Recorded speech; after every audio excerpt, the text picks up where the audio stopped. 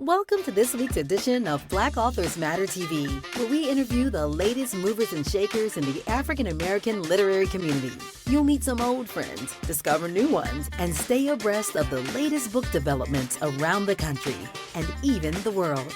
So sit back and relax for the next 2 hours with Black Authors Matter TV co-hosts Gwen Richardson and Dr. Rhonda Lawson.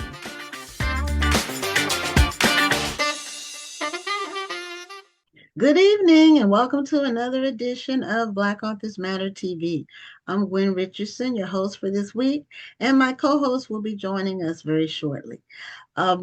Before we bring on our first guest, I wanted to bring a few housekeeping notes to your attention.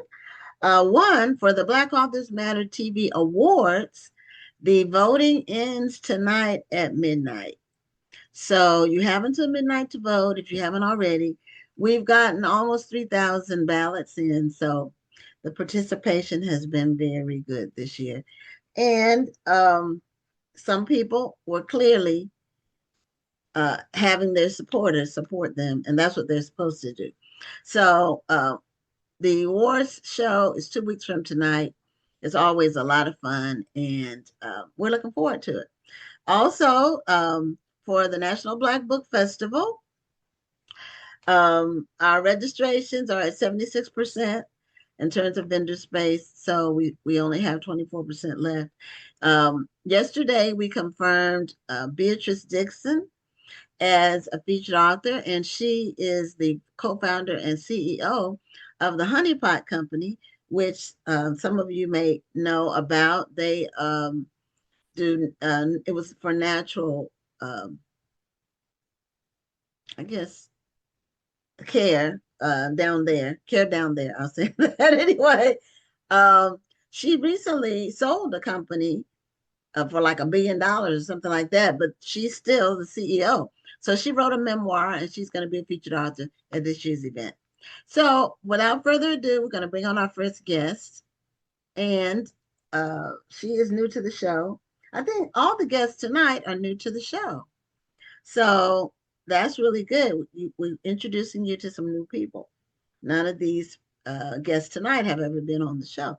So our first guest is Katie Richards, and she is an award-winning and best-selling author of romantic suspense. She has a brand new book, and I believe is today your release date? Yes, for Cold Case Cover Up. So welcome to Black Authors Matter TV. Thank you for having me. And now you have a lot of books, I believe. But when I was checking on just your background, you've been around for a while, and you're an award-winning author. And now, are you joining us from Canada? I am. I live in Toronto, but you might notice the accent isn't Canadian. I grew up. I'm from just outside of Maryland, just outside of Washington, D.C. Okay, and it's my co-host lives in the DMV, so Okay. she's running late today, but you all can exchange like how close. She's in Accokeek, Maryland. Okay, I'm in Silver Spring, just right outside. That's where I grew up. Yeah. Okay, now I went to Georgetown. Yes, I've watched some, and I've heard you mention that. I graduated from Georgetown Law, so we're fellow. Did you? Okay, all right. The law school is like in a different place, so we didn't intermingle. Yeah. But I used to live on 16th Street, which takes you straight to Silver Spring. Yep. In an apartment building. I don't even know if it exists anymore. It was called the Woodner. Oh yeah, I know where it is. As far as I know, it exists. Okay, it existed when I left. Okay. So that's it's a small world. So anyway, now when did you decide that you're a lawyer, but you wanted to write fiction? Well, I wanted to write fiction before I became a lawyer. Oh, okay. Interesting. Okay. Yeah, I decided I wanted to be a writer when I was about 11. Okay.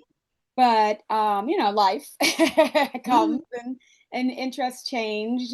And so I ended up going to law school. I continued to write, but it was more of a hobby at the time.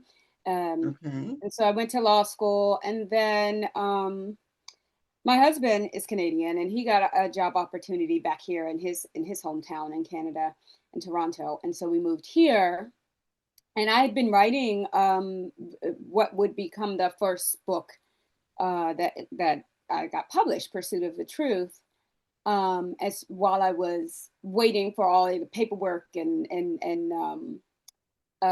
work permits to come through. So I figured, oh, I would, at the time I had transitioned out of practicing law, and I was teaching law. So I figured I would go teach at a university here. But then the pandemic came, that upended everybody's life. Yes, it did. But it also led to a lot of books. It did. And that's exactly what happened to me. I said, well, what the heck? I mean, it's a pandemic. You're not guaranteed tomorrow. So I submitted the book to publishers. And Harlequin, I submitted to Harlequin. I didn't, not even publishers. I didn't really know the system. I hadn't queried anything. So I just sent it to Harlequin, because Harlequin accepts manuscripts directly from the authors. Oh, okay. They don't require you to have an agent. Right, exactly. So I said, what do you got to lose? They're probably going to hate it, and you never hear anything, so you won't know. Shockingly, about 6 months later, I was surprised. We were still in the thick of the pandemic. So I was just sitting around at home watching television, and got an email that said, we like it. We want to publish it. Yeah, the thing about, from what I hear, because I have 15 books when I'm self-published.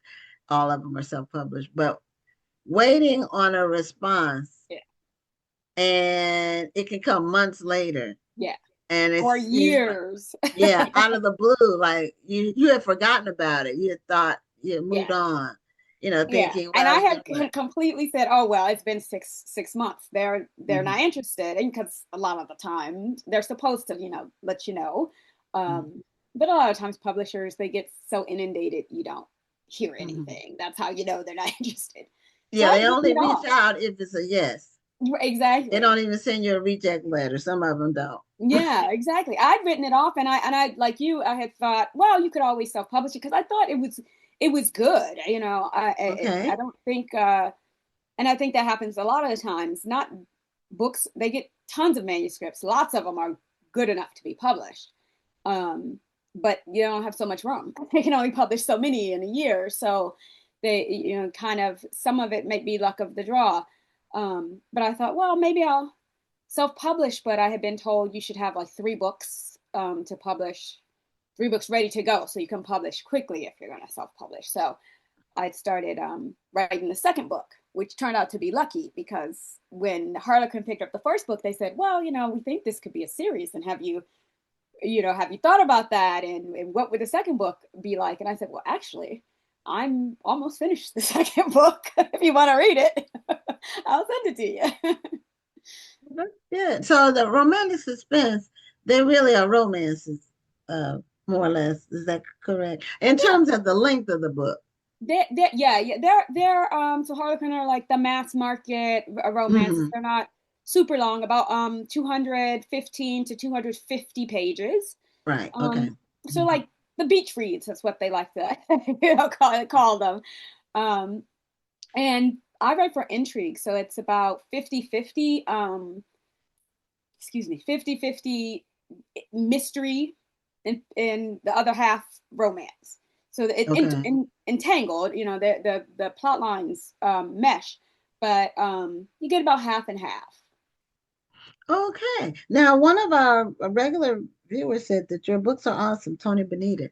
She is in Florida, and she's part of a book club, at least one, I think maybe 2, but she also does her own lives about books that she's reading or books she's receiving and talking about. So she's all about, and I think she's retired professionally, and she'll correct me if I'm wrong on the chat, but she reads a lot of books. I forgot what her number was for last year, but it was over 100. It was a lot of books. And Yeah. so she said your books are awesome. So and I haven't read any of them yet. I'm Thank really not a you. romance reader, but I do respect Tony Benita's opinion about books. She If she says it's a good book, then there's merit to it. Well, thank you both. Thank you, Tony. Yeah. So how many books have you published so far? Oh, that's a good way. So there are 12 in the Pursuit of the Truth. I'm sorry, it's called the West Investigations series. And the Okay. first book in that one is Pursuit of the Truth. And then this is the third, so it's 15 total. Okay, This book good. is the third book in the new series, Guardians of Justice.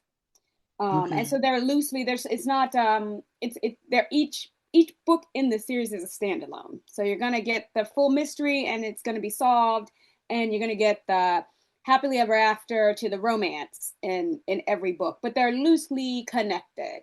So Okay. for instance, the Guardians of Justice series starts with three siblings whose father was killed in hit and run when they were teenagers, and the oldest brother, Landon, is an investigative reporter now.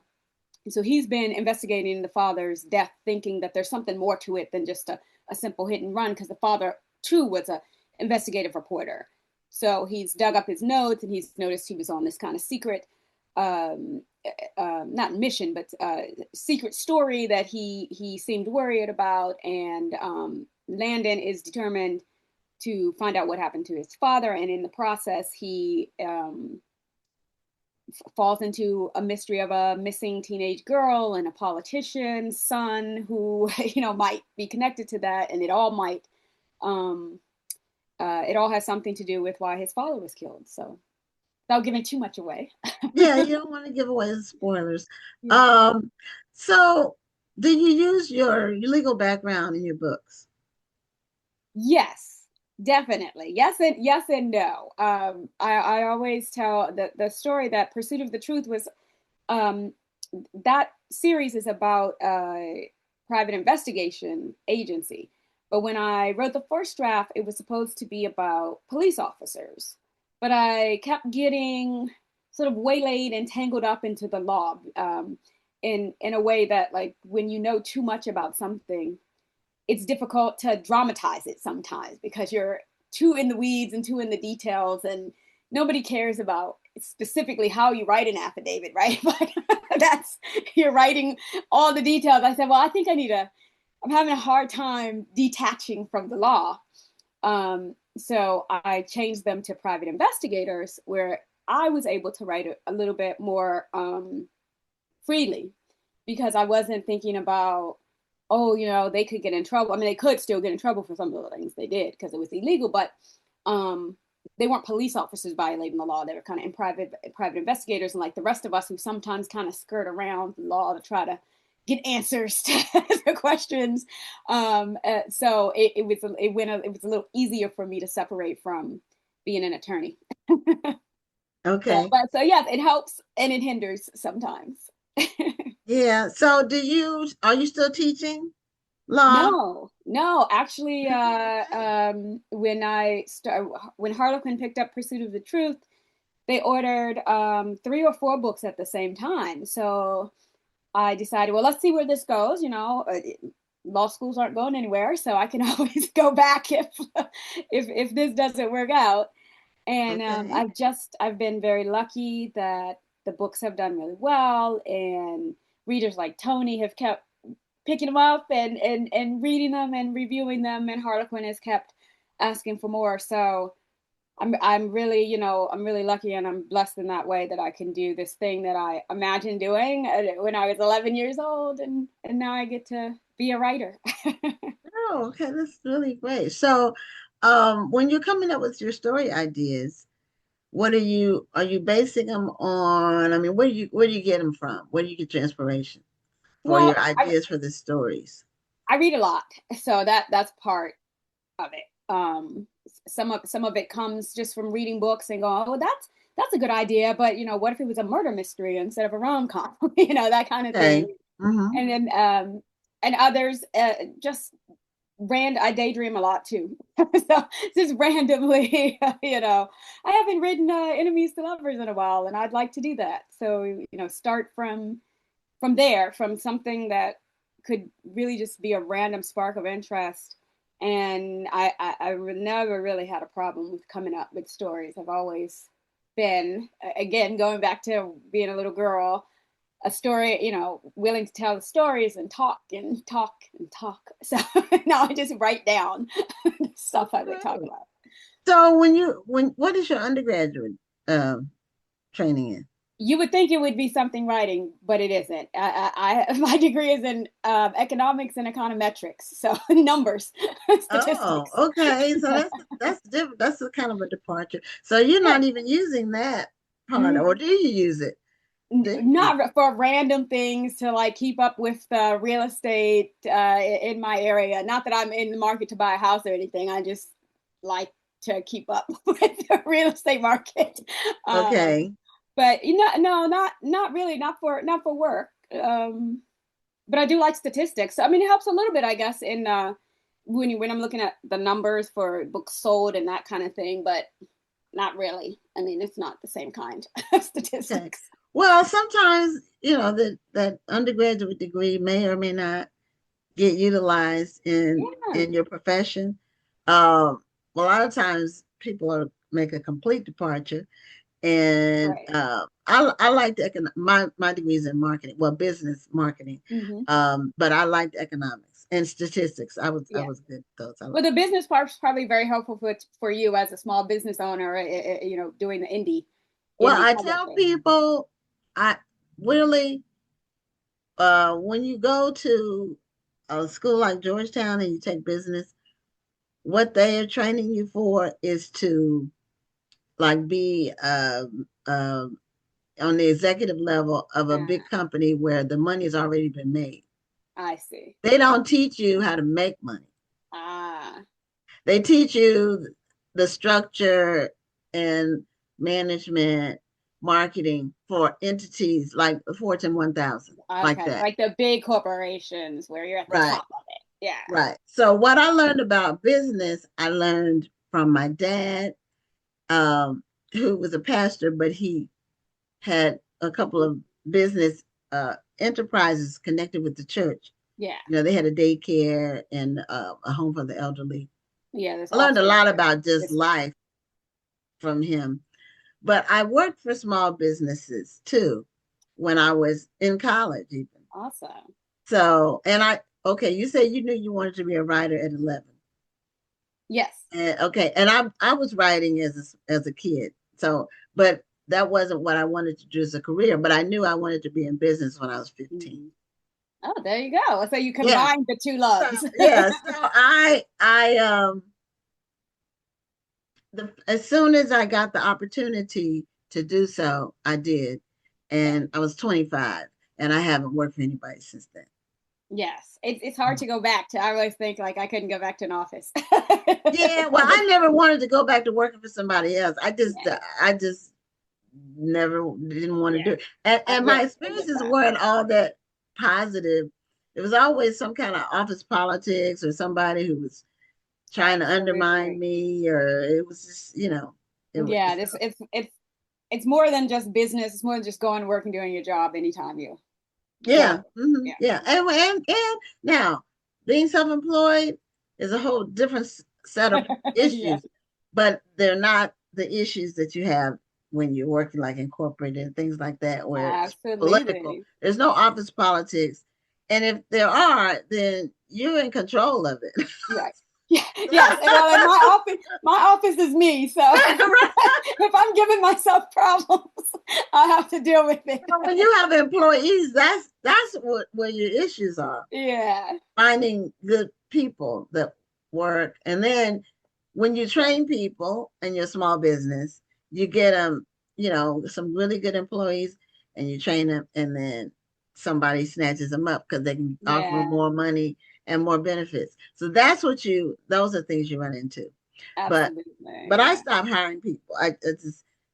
The work ethic was not the same in the younger generations. it just wasn't the same. Yeah. And so my patience is thin. Uh, as as James Brown would say. So I'm trying to see if there's any more comments or anything. No. So I wanted to see a copy of your book, your latest book. Do you have a copy of it? Oh, yeah, I should have had it closer, but Handy. let's see. Yeah, I saw the cover. Put it closer to you. Closer To to me. Yes. you. Uh-huh. There we go. Yeah. Cold Okay. case cover up. Okay, so it's a male as the main character. I saw your cover circulating on social media. Oh, great. So I'm not great with social media, but I do somebody's post. posting it. I don't know if it's you or Yeah. somebody else posting it, but and there's a page called Black Page Turners, Yeah. and they post a lot of the new releases too. Yeah. So, and I get emails from all the publishers about Yeah. stuff coming out in 6 months from now and all that. So, between just curiosity and people reaching out and um, keeping up, just about all of well, I'll say half of my social media is book related people. They're either authors or publishers Yeah. or agents or Most of something. mine is too. If I don't know them personally, Right, in real life, it's right, books. right. Yeah. Mhm. So, what are you planning like for your like going forward? Because you're full-time writer now, from Yeah, what so I mhm. still This have is what you several do. books on the way out with Harlequin. The Guardians of Justice series is going to continue, and so there's a book coming out this summer, and then another in December, and then another next year in March, already scheduled and Okay. written. And then I'm still writing at least four more in the series, so you can look for them through probably 2028 at least. And then Oh, I've got a couple other projects I'm working on that hopefully will catch on as well. okay. Do you see yourself staying in the romantic suspense lane, or do you see yourself maybe branching out into, um, you know, more the longer length novels, or are you gonna stay in the sweet spot? Is that where you're gonna Yeah, stay? I would definitely say I would stay in romantic suspense because I love the combination of mystery and romance. But I also want to branch out as well. You're a writer, so you got to have the diversity. You got to have lots of different streams because interests change amongst readers, but also you just want to keep your interest yourself, right? And I read lots of different genres, so Okay. I could be reading a fantasy today and a mystery tomorrow and a romance the next day, and I like it all, and I'm Okay. willing to try it all. So yeah, I'm open to writing lots of different things. I always have um, lots of different outlines going for different types of books, and once I finish one, I kind of tool around with the different outlines until one really grabs me, and then go with that. So um, I have written a darker thriller, and that was published, Kill for You. It was published in ebook forms, and it's out there by Simon and Schuster UK. And then I've had a couple other near misses with some psychological suspense thrillers. So maybe one day those will also get to see the light of day. Oh, okay. Now, when you're writing, since you're writing books so quickly, I know that in the romance, that Yeah, Harlequin romance genre, uh, you people publish like 3 or 4 books a year or something like yeah, that, and I hear that from most authors in that realm. yeah. So, do you ever, when you're writing those, do you ever like put something in one or the other when you like if it's a series? Do you ever like think of something for the next book while you're working on Oh, the existing? absolutely. Absolutely. Okay. That's that's how pretty much every series became a series. But that's how the Pursuit of the Truth became a series because I was writing it, not really thinking it was going to be a series or even ever be published, except for maybe if I self-published it. And the main character, Ryan, had a brother who he worked with, and I wasn't really thinking his brother Sean was gonna become a character, but Sean just kept popping up in scenes, and he was interesting to me and dynamic and funny. And they had that Ryan was the older brother, so they had that like exasperated older brother dealing with the younger brother, even though they're both in their 30s, but still had the same sort of The you're always the dynamic, baby the brother, same. Yeah. right? Dynamic. Mhm. And I thought he needs his own Sean needs his own book because like I'm not through with him. So that's how Okay. the second book came along. And then by the second book I realized, you know what, I think there are four brothers. So I, put two more brothers in the first book so that I could make the series, because at that point Harlequin was asking for more and what was the series going to look like. So Okay. um that's how I ended up adding four brothers who to this investigation private eye um, firm. And that's where, and Okay. then the brothers had friends who also worked for the PI firm. And then it kind of became 12 books. Oh, okay. Now, Tony Benita also, she asked how many books are going to be in the Guardian series. I do not know for sure. Um, Okay. Definitely six for sure, because six are Okay. already written, but it might be Okay. more. Okay. All Yeah. right. Mm. And is the West investigation series finished? I think so. I think so. It might make a comeback. I might find, but 12 books is a lot of books. So I think I might be ready to find different characters and different plot lines. Okay. And if someone were reading your work for the first time and they never read a book by Katie Richards, what book do you think would be the best place for them to start? Well, Pursuit of the Truth is always great if you're a person who needs to know every little detail and in order. So, Pursuit of the Truth is the very first in the West Investigations. Or if you Okay. want to start with more recent, the first book in Guardians of Justice is Killer on the Potomac. And that's set in Washington. So, for all the folks who are Washington based, you might be interested in that. Pursuit of the Truth is in New York, both places I've lived before. Um, Fictionalized, I should say, fictionalized New York and Washington. You won't recognize everything. I made Okay. some of it up. Okay. So So those do you are two plan good to places to start. okay, so do you plan to stay in Canada or just that's like a Yeah, I mean, indefinitely. We've been here for many years now, and my kids are in oh okay. high school, so at least until they're out of high school. Then Oh, okay. you never know. Yeah, yeah. My husband's Canadian, and I'm Right. American, and we met right after law school. He's also an attorney, so Okay. he lived in the U.S. for 20 years for me, so my turn. Okay. Well, how's the weather up there?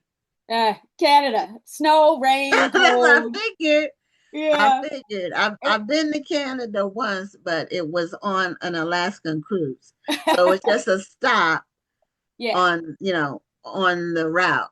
yeah. But I live in Houston, so today Uh, it was um almost 90 degrees. oh my gosh. Well, It starts, this is when it starts heating up. I it mean, was it was rainy here and 72, which is for not us bad. not Yeah. bad at all. It Right. was warm. Nobody was wearing coats or anything. So it's what we consider warm. Right. But Right. 90, it might, if we're going to see 90s, it won't be until August. And August is really, really hot. Well, really, really hot. 90s, really, really hot. And then everything else is moderate to freezing.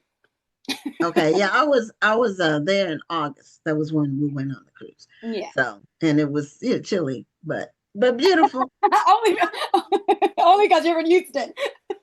Well, it was like 50. You had to wear a Really? jacket. Uh-huh. Where in Canada were you? I can't even tell you because it was really an Alaskan cruise. Did I Yeah. even get off the ship?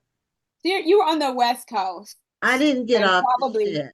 Yeah, I was. you were on the West Coast and probably way far north. It was far north, and it was a little town, and the people said that there was a Walmart there. And I'm like, I can go to Walmart at home. I'm not going to get off the ship to go to Walmart. So I don't blame you. it was I like don't blame you. it wasn't like any kind of excursions or anything. Yeah.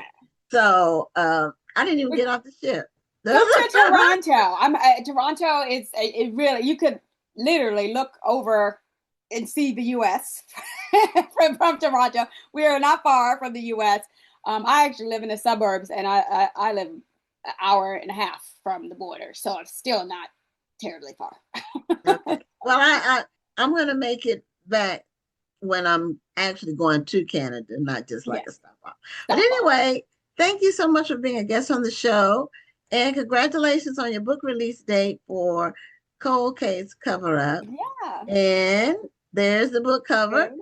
Get everybody, get your copy. Thank you so much for having me. I enjoyed it. Thank you. Have a great night. You too. Bye-bye. Okay, bye-bye. Okay, we're going to bring on our second guest. But before we do, I need to check to find out if Rhonda, because she normally, if she can't come at all, she will say, I can't be there. But she hadn't said anything when I first signed on. So I'm going to just check to see if she is going to be on at all, because it's helpful for me mentally to know if I'm going to be by myself the whole night or no. So I didn't see any kind of a message. Oh, she said she's coming. Okay. Okay, she says she's coming. So we'll see when she gets here. So anyway, our next guest, and we're giving away a book tonight. I didn't say that at the top. So we're giving away a book by our next guest. Her new book is called, it's a fantasy, and it's called Witch Queen Rising. This is an actual novel, not an arc, I think. Yeah, this is the actual novel. So, Savannah Stevens, welcome to Black Authors Matter TV. I was showing your book. And also, what I want to do before we start our conversation, we're giving away this book. And the way we give away books to our audience is through trivia about the book. And I wanted to ask the question because otherwise we might discuss it. We probably will discuss it in the conversation. So I wanted to give people a chance to win the book. The first person that gets the correct answer wins the book. So the question for tonight is, there's a character who's a reclusive witch in this story, and she resides in what southern city? So the first person to answer that question correctly wins your copy of the book, and we mail it to you. If you want a book before, we have your address. If you haven't, you can DM us your address. So thank you for being a guest on the show, Savannah, and welcome to Black Authors Matter TV. Thank you so much for having me, Gwen. I really appreciate it. You're welcome. Now, is this your debut novel? This is my whole debut novel. I'm a baby author, quite literally my first rodeo. That's what I thought. Penguin Random House let us know the book was coming out, and they sent us the book to give away. So congratulations Thank you on so your much. debut. And let me get a drink of water. And you decided to write in the fantasy realm, but is fantasy something that you've always had an interest in? Do you read fantasy? What drew you to the fantasy genre? So I am a longtime lover of fantasy. I have the privilege of, my mother was a poet. I grew up in a house surrounded by books, surrounded by literature. I was, oddly enough, the sci-fi baby, or oh no, I was the fantasy child where everyone else in my family was more sci-fi based. I appreciate sci-fi, but fantasy is pretty much my bread and butter. And I've been writing it for as long as I can remember. Wow. So, I've never read a fantasy book. So I'm an avid reader. Okay. Been reading since the age of 4, but just never delved into the fantasy genre. But fantasy is really a growing area category, there are lots of new books and new authors and TV shows and series online streaming and just all kinds. I guess I'm more of a real world person. Mm-hmm. Which is fair. Or I like historical fiction, which is Oh, that's still fair. real world, but it's in the past. And I get that. So for me, fantasy was originally all about escapism. I'm a child of the inner city. I was born and raised in the Bronx in the 90s. And so Okay. being able to dive into fantastical worlds with dragons and magics and quests was much better than the sirens and the gunshots that I grew up hearing. But like you, one of the things that I probably noticed was there weren't many people who looked like me in fantasy. And so when I No. grew up and I decided to start writing, that was one of the first things I wanted to fix. In fact, I'm trying to think of who's an early, like, who was a fantasy writer like 30 years ago. Do you know? I mean, Octavia that Butler, was primarily. Black. Well, but hers wasn't fantasy as much as it was. So I read her. I read Octavia Butler. So fledgling that maybe are considered adjacent. okay. So if she's considered like fantasy, I thought she was more in the sci-fi realm. Mm-hmm. But she's probably one of the few. And Yeah. I loved her books. Um, her books were very good. Mm-hmm. So was she one of the people that you read? Like, did you read her work early on, or who were some of the people some of the books you read um, that really immersed you in fantasy? Did you Oh, read Harry goodness. Potter in those books? It so funny about Harry Potter, and as many issues as I have with J.K. Rowling, I had been gifted all three of those books. I want to say when I was 10 for Christmas, and I Oh, remember like refusing to read them just because everyone was into them, and I felt like overhyped at that point.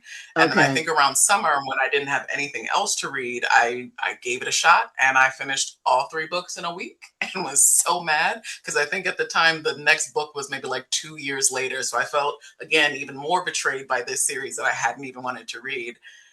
But what I loved about Harry Potter, again, was the fantasy, the ability to escape our current world and go into this fantastical space. Other series like that would have been Jacqueline Carey, Laurel K. Hamilton, Sarah Douglas, and those were primarily white authors, I will admit, because again, no one was really writing us into fantasy.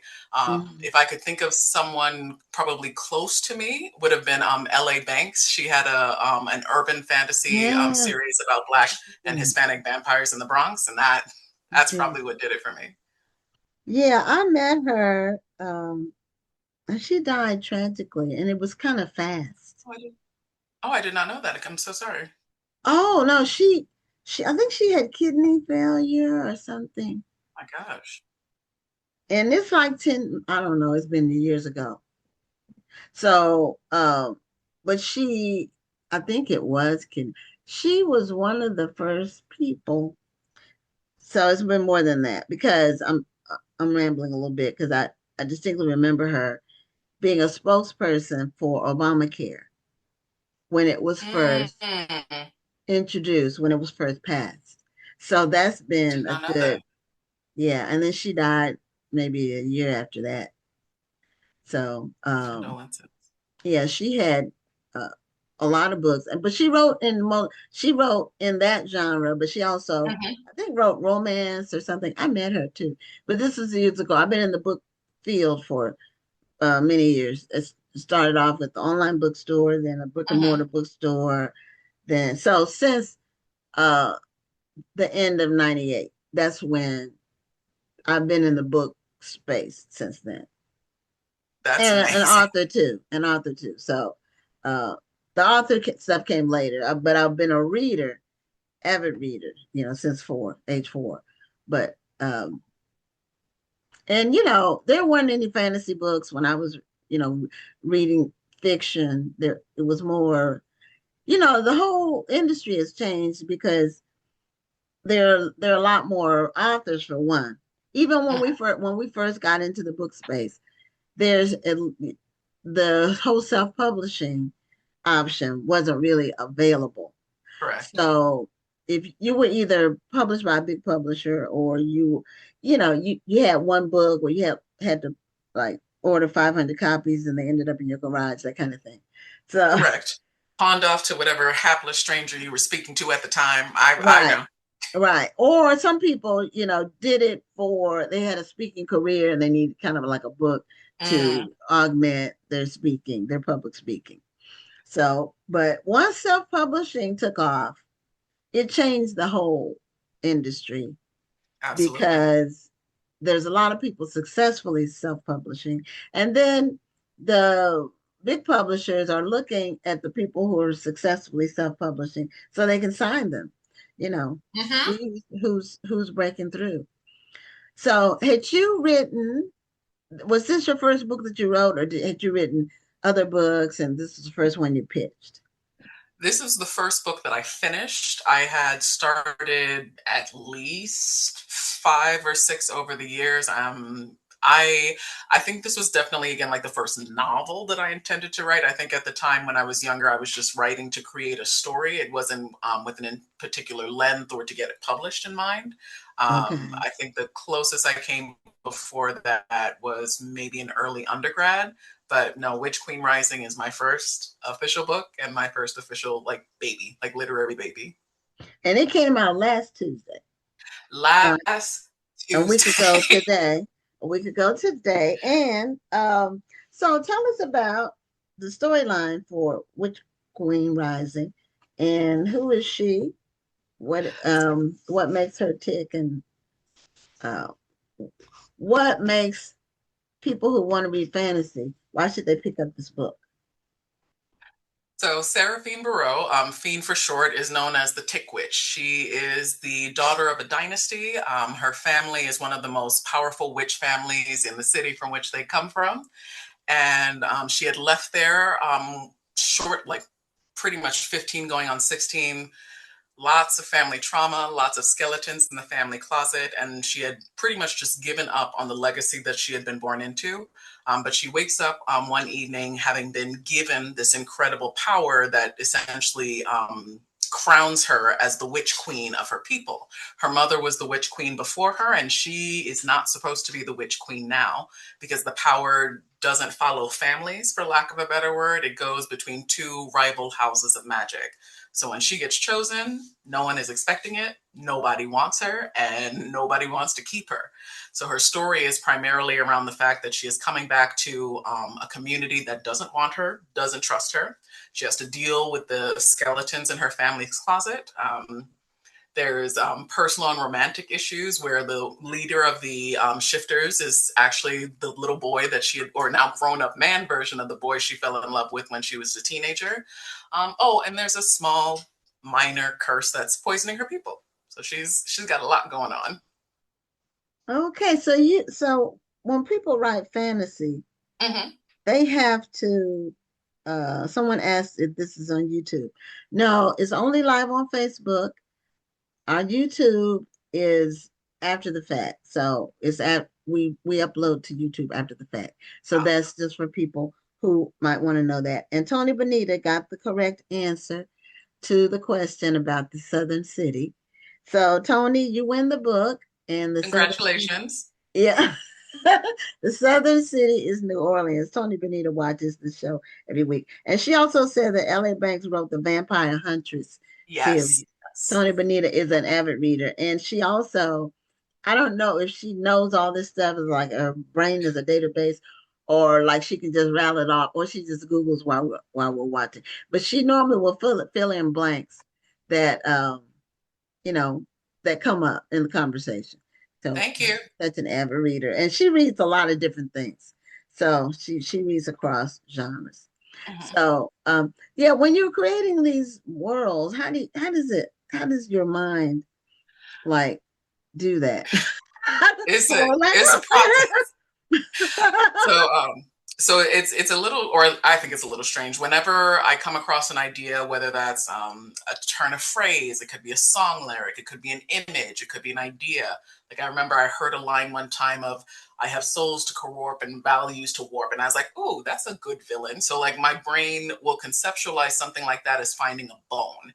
And if I find enough bones that are like that, I can put together a skeleton. And from the skeleton, I can then build or flesh out a story.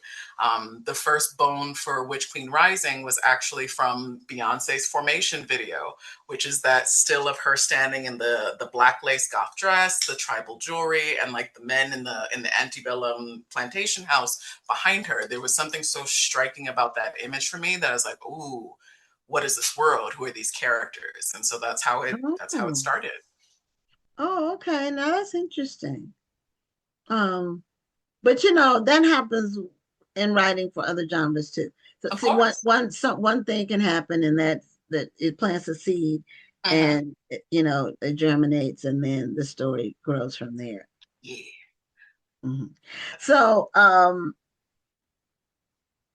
this is so is this about witchcraft or just So I wouldn't know. I would not call it okay? witchcraft.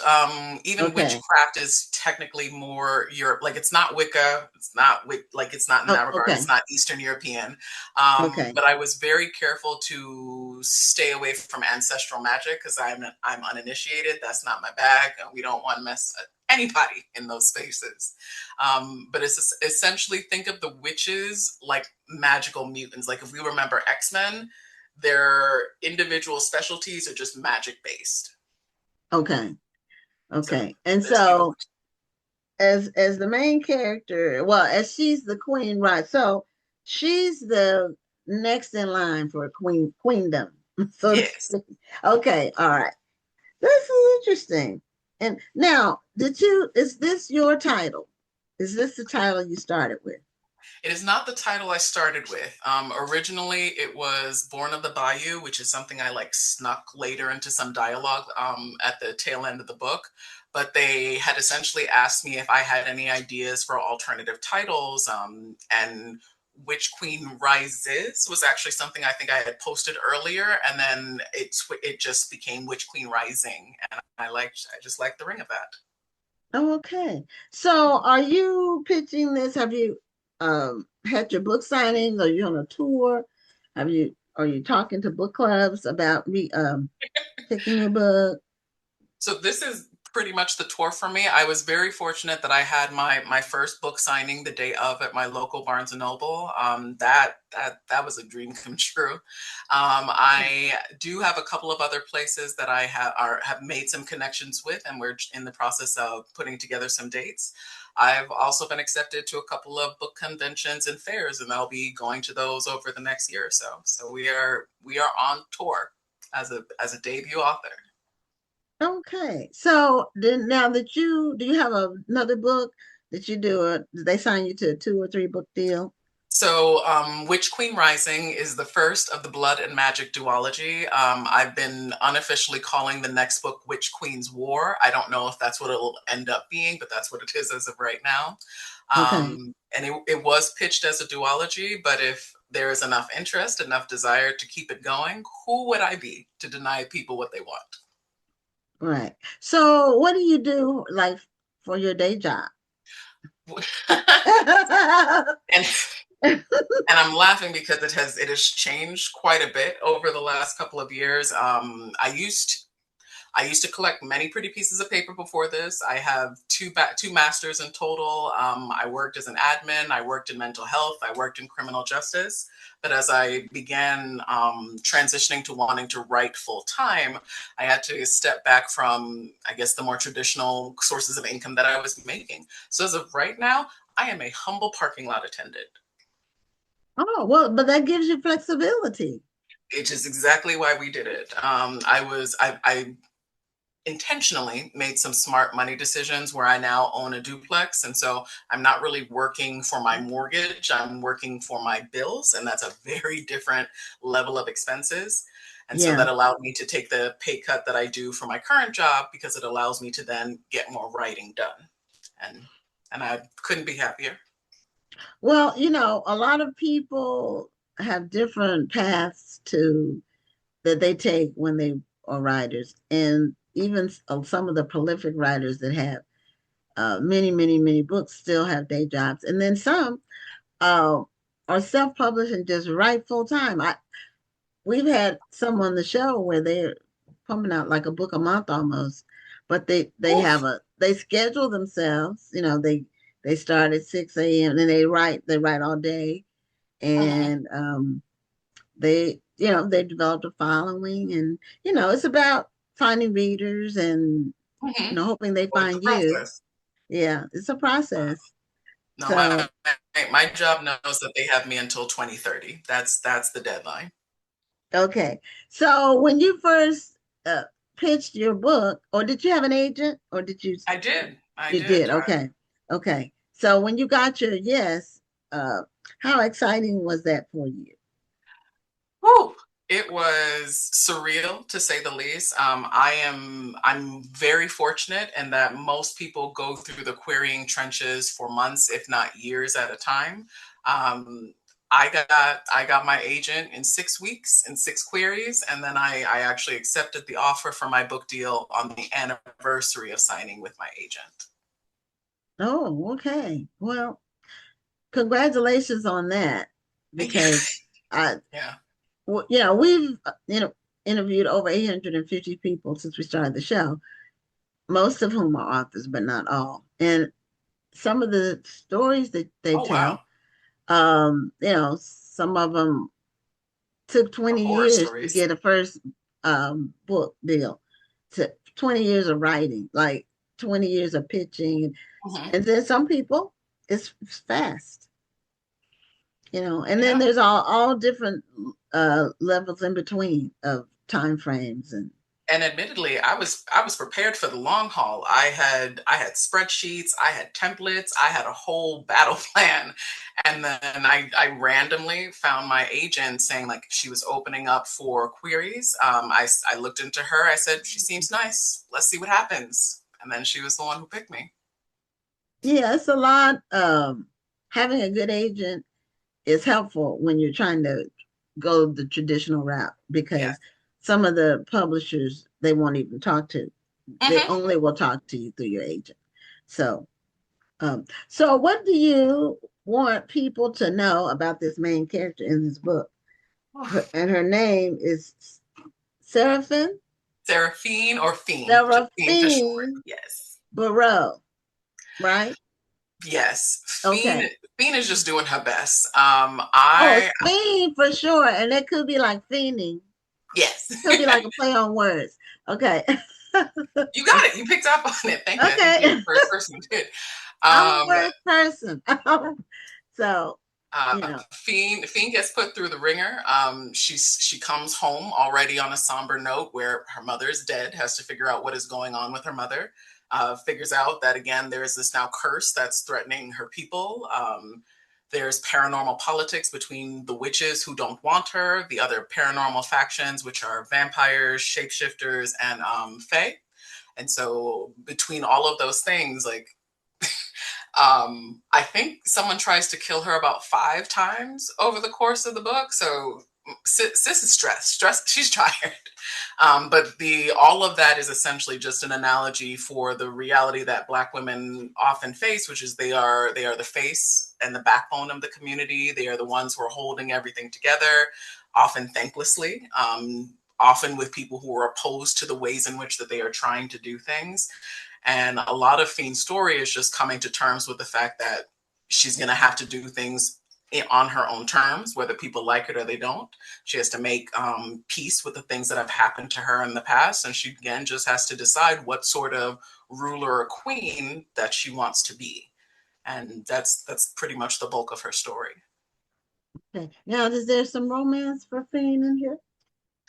So there is, I want to be real clear. Yeah, yeah. This is not a romance. This is not a This is romance. not a This is not a romance. romanticy. There's no spice. It's not cozy. But Okay. but your girl has options. She has 2 options at the end of the book, and we'll see where that goes. Okay. All right. Well, Savannah, congratulations Thank you on so much. your debut book, and I hope you sell thousands of copies. You and me And both. we're looking forward to the sequel or Mm-hmm. the next installment in this series. And Fiend is a continuing character in the next one. Yes, She yes. is. Okay. All right. And where do you live now? You may have mentioned it, but So I'm based in Central New York, up in oh, okay. Syracuse. I still try to get down to the city as often as I can because, again, born and raised in the Bronx, I miss my people. Yeah, okay, Syracuse. Never been there, but I have been to New York. You're not missing anything. I know. I hear about the snow. That's what it's lots of snow. And I was listening to you and your earlier guest, I believe Katie Richards, and I was just in Canada this weekend myself. I thought I was going to be going to Toronto, ended up in London, and she is correct. It is cold, it's wet, it's snowy all the time. Okay. Well, take care. Thanks so much for being a guest on Black Authors Matter TV. And again, congratulations. Thank you for having me. Have a good night. You too. Okay, so before we bring on our next guest, I just wanted to remind everybody again about the Black Authors Matter TV Awards. They are coming up 2 weeks from tonight. If you okay, Natalie had a question, but I wasn't able to ask it, and I apologize for that. Um, so in any rate, if you haven't voted in the Black Authors Matter TV Awards, go online and go to our Facebook page, which is the same page you're watching this show on. There, one of our reels has all of the finalists in it, their pictures and everything by category, and there's a link where you can vote. The voting ends at midnight tonight, and you can vote you can vote more than once. Of course, it ends tonight, but you can only vote once per day per IP address. So you can vote on your phone if you want to cast multiple votes. If you're excited about voting for a particular people, you can do it on your phone, your laptop, your iPad. Normally, people have 3 IPs, or unless they have 2 phones. So, at any rate, you can do that. Also, the National Black Book Festival registration, we're at 76% as far as our vendor space. So, if you want to sign up for that, do so without delay. And then finally, the Black Authors Matter Children's Book Awards. That process is ongoing. It ends June 3rd, I believe. If you're a children's author, look at the guidelines and you can submit your book for that if it follows the guidelines. And that information is at Black Authors Matter Book Awards.com. So we try to keep our the different projects that we're working on or that we feature separate so the information is more accessible. So our next guest is Jason Powell. He is actually a firefighter by day. I don't know if it's by day and night, but he's a firefighter in New York, and he's written a book called No Man's Ghost. And I want to find out how he went from being a firefighter to a novelist. He did mention it in the information that he submitted, but that's not a usual transition from the I don't have we ever had a firefighter on the show. I think the only firefighter we ever had was his book was about firefighters. So it was more his history book, and he was based in like Chicago or something like that. So anyway, Jason Powell, welcome to Black Authors Matter TV. Thank you very much. How are you? I'm great. And do you have a copy of your book handy? I do. I want to apologize first. I'm in a hotel room because I am doing hazmat training in Pueblo, Colorado. Oh, okay. Well, no problem. But people, we have all kinds of backgrounds and backdrops. Well, some of them are not real. I have a green screen, so this is not. The room I'm in, you can't see. So anyway, I'm just angled so that you don't see the bed. yeah, no, we can't see the bed, and no problem at all. We have people. Sometimes they're joining us from overseas, and there's times an 8-hour time difference or more than that. We've had somebody join the show from far away as Iraq. Oh, wow. Yeah. And I don't know what the time difference is from there. Neither So, do I. so anyway, no problems. So, No Man's Ghost is about. Tell us what it's about. Uh, there's a saying in the fire service that says, "Let no man's ghost return to say my training let me down." Okay. So, No Man's Ghost is about a probationary firefighter during his first week in the firehouse. At the same time, his firehouse is experiencing chronic false alarm calls for fire. Um, and then it eventually, the guy making the phone calls eventually decides to that false alarms aren't good enough. It's sort of a reverse Boy Who Cried Wolf situation. Okay. The guy who's making the calls is trying to get back at his ex-wife or his soon-to-be ex-wife for kicking him out of their apartment. So he calls the fire department every night at 3 o'clock, claiming that there's a fire in her apartment so that they can go and wake her up and knock on the door to make sure she's okay. It's a petty thing, and then he decides that it's not enough, and he sets the fire. Him setting a fire is not spoiler alert. That's not the that's not the climax of the story. Okay. Well, some people, when they have failed relationships, instead of just letting the relationship go, they have to accelerate things and do all kinds of crazy stuff.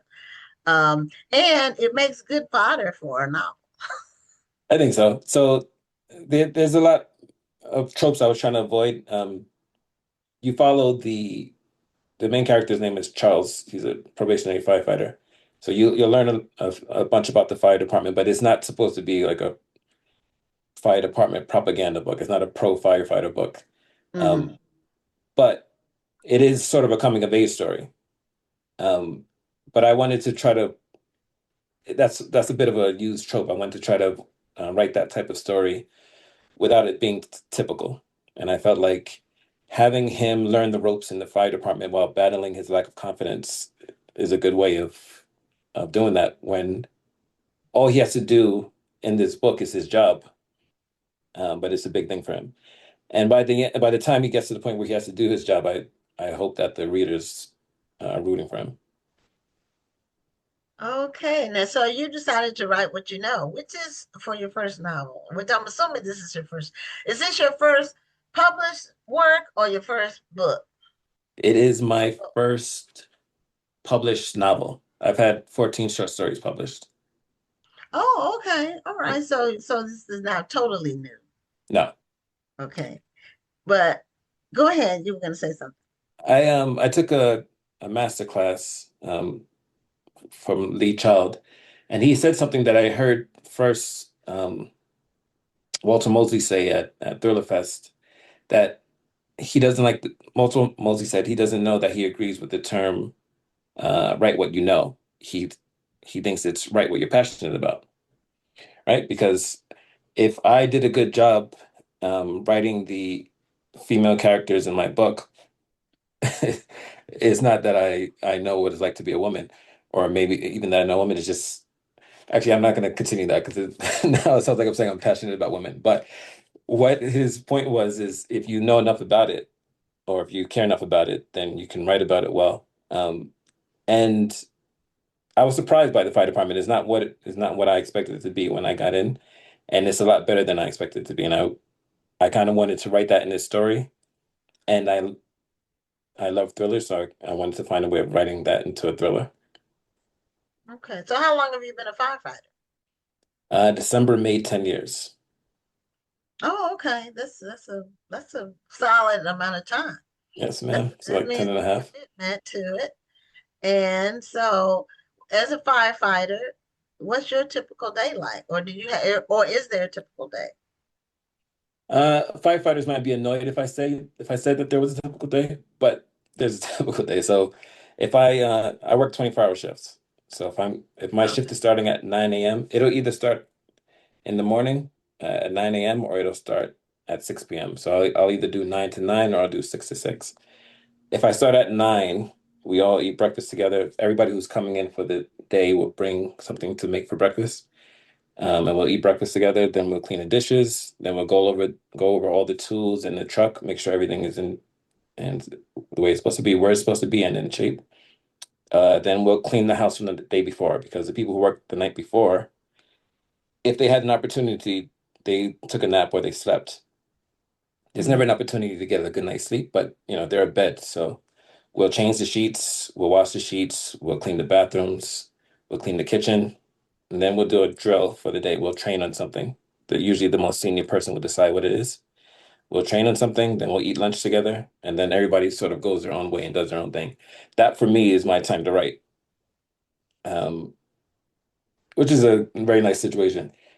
It's never, it's seldom slow enough that we have like hours of uninterrupted time, but between, let's say, 2 o'clock and the end of the day, the day tour, which is 6 p.m., everybody's doing their own thing.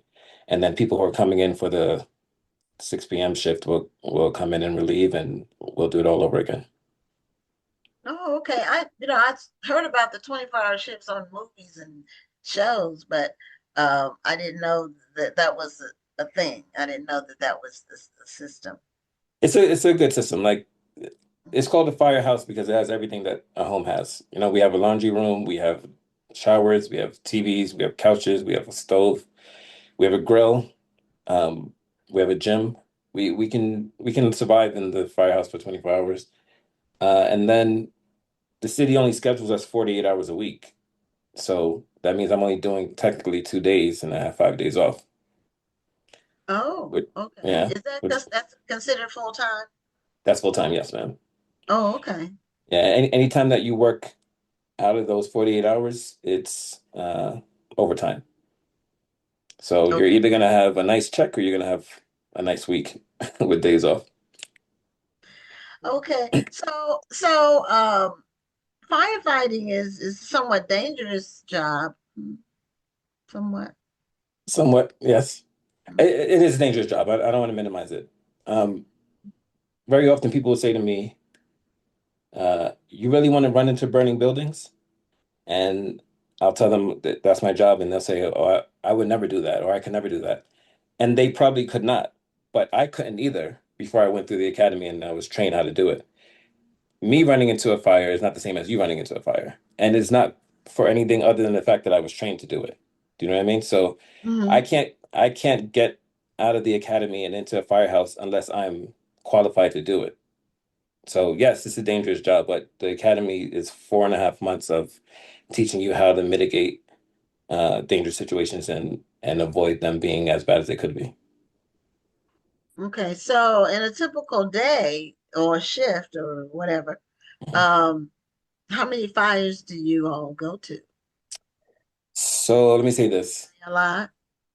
No, so um, last year in 2025, my firehouse did 4,217 runs altogether.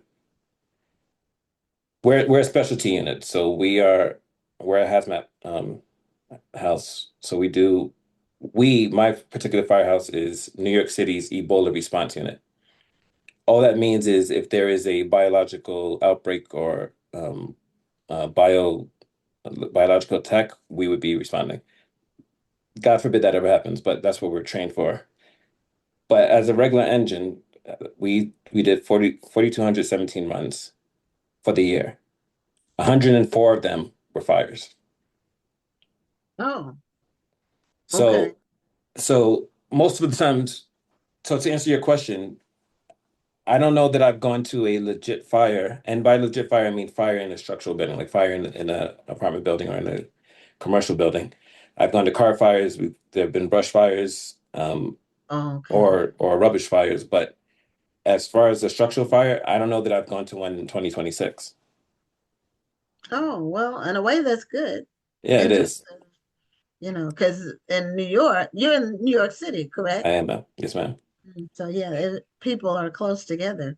Right. So So the number one I'm sorry, I didn't mean to cut you off. no, no, no. Go ahead. The uh the number one cause of residential fires right now in New York City is lithium ion batteries. So like people will charge the batteries for their scooters, the e-scooters. Mm-hmm. those should not be charged in residential homes, and people don't know that, or people don't care, and they charge it there, and it sparks out and it causes fires. So fires are increasing, um, but aside from that, the typical causes of fire is smoking, bad outlets, or cooking. Those have we do a pretty good job educating people on that, so those have gone down. Okay. Yeah. Yeah, I think the lithium battery issue would be it's a very urban problem. Yes. And I don't even know if we even have, I'm in Houston. I don't even know if we have those. I see people on scooters, but they're like in the neighborhood, like kids will be on. Is Right. that the same kind? Is that the same kind? Or is it No, no. The a ones, level up? The ones yeah, that I've seen on TV that they have in New York where they rent them. yes, Okay. yeah, So those are a higher level of right. scooter. Those are they have electronic batteries. Okay. Yeah. Okay. Yeah, that's electronic battery. Um, and I've seen that in an episode of some show I saw where where that was a cause of a fire. Um, Not a firefighter show, was it? no, Okay, good. I don't watch. You know what? I don't watch the fire show, Neither do and I. because I'm like, I don't want to see people being burned up. That's not. I watch Chicago Med and I watch Chicago PD, but I don't watch Chicago Fire because I don't want to see people burn up. And that's probably why I don't watch 911, any of the 911s. Yeah, But I don't watch I Chicago Fire either. yeah, well, it's probably too close to home for you. No, it's because Is it I not write fiction. realistic? It's not realistic, and I write Okay. fiction about firefighting. I don't want to be influenced. Well, I don't know if that necessary. I think you'd be more influenced by just what you witness in person. Yes, yep, that's Okay. what I want. Okay. Well, that makes sense. Yes, ma'am. So, who's your main character in your book? His name is Charles Davids. Okay. And this is the guy who's trying to get back at his girlfriend or his ex or whatever. No, no, no. Charles Davids is a probationary firefighter. Okay, so who the person trying to get back at the ex is a different character in the book. Yes, he's the antagonist. He's the bad guy. Oh, okay, okay, Yeah. okay. I don't want to mix up. Charles is not the not the bad Yes. guy. Okay, so but that's a creative. I would never think that somebody would be childish enough to do something like that. But there's some pretty childish people. people, There there are are. people who do just really uh, things to get attention. I feel like people need more attention, and you hate to blame everything on social media, but the attention seeking behavior has increased So in my. I'll tell you something. Um, in 2019, we got a call. Two things. In 2019, every night between 2 a.m. and 3 a.m. from November 2019 to February 2020, we got a call from one of the pull boxes in New York City. They have pull boxes in the street where you could call for the police or fire department. No Hmm. one uses them anymore because everyone has cell phones. The only people who use them are or the only time they get used is when a child sees them, a kid, and they push the button. But this guy was doing it every night because he was claiming that he was sick. So we would come, because firefighters, there are more firehouses than there are ambulances. So firefighters go to EMS calls. So we would go and we would just keep him company until the ambulance came to take him to the hospital because he knew that if he claimed to be sick at that time, he'd be brought to the hospital, he can stay overnight and get a free meal in the morning. Every night. He wasn't homeless. He was just drunk and annoying. Huh? Um, so the repetitive call idea came from him. The other thing was there was a woman, and if I'm making her sound bad, that's not my intent. She was a concerned mother. I think she might have been overreacting, but she lived in Houston actually, or she didn't live in Houston, but she was working in Houston, or she was in Houston for whatever reason, and her 16-year-old daughter was at home, and whenever she didn't get whenever she called her daughter and the daughter didn't pick up, I don't know how many times she called the daughter, but whenever she felt like her daughter wasn't picking up, she would call the fire department and say that there was an emergency at her house so we can go and check on her daughter. She wouldn't tell us that the reason was go and check on her daughter. She would just say Right. there was an emergency and then we would go. And her daughter was annoyed. She was like, there's nothing wrong. This is my mom. And then she would call her mother on speakerphone and yell at her. We can't not go if somebody calls us, even if we know that it's a false alarm or even if we know that it's Oh, fake. So that's sort of how the idea came about.